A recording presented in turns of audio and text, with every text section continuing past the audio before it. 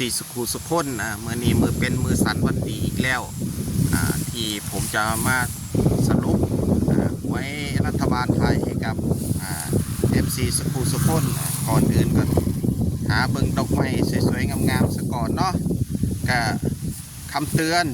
ควรใช้วิจารณญาณในการรับฟังรับชมสำหรับแนวทางที่ให้เลขให้เบอร์ไปนี่ก็เป็นแค่เพียงแนวทางบ่สามารถที่จะการันตีได้ว่ามันสิออก100%เนาะเป็นเพียงการคาดคำนวณเท่านั้นเนาะแล้วก็มื้อนี้ก็คือเป็นมือสันวันดีเลขออกเนาะ4 โมงแรงก็สิฮู้แล้วว่ามันสิออกอีหยัง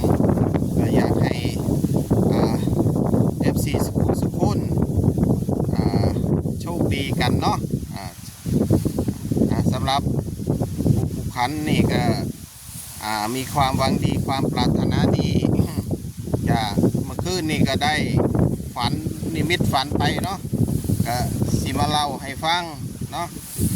เพราะว่าได้ฝันไปว่าเมื่อคืนที่ผ่านมาช่วงเวลาประมาณตี 5เนาะก่อนสิแจ้งได้ฝันว่าได้ไปจับปลาเนาะมันก็จะเป็นสระน้อยๆแต่ว่าปลาบักหลายก็มาจับเอามีแต่ปลานิ่นทั้งนั้นก็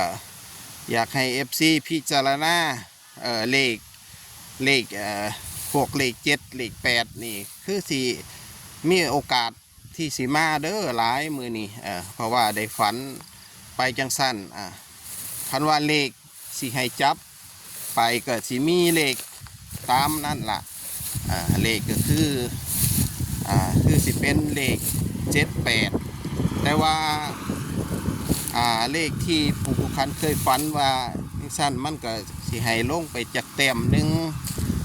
อาจสิเป็น77เนาะอาจจะเป็นเลข77ก็ได้เลขเบิ้ลคันว่าเลข78มันดังหรืออีกอย่างประมาณนี้เนาะก็ให้ FC พิจารณานำเมื่อมีเลข77แล้วก็ควรจะไปคิดถึงเลข11แน่เด้อคันว่ามันเบิ้ลมือนี้คันว่า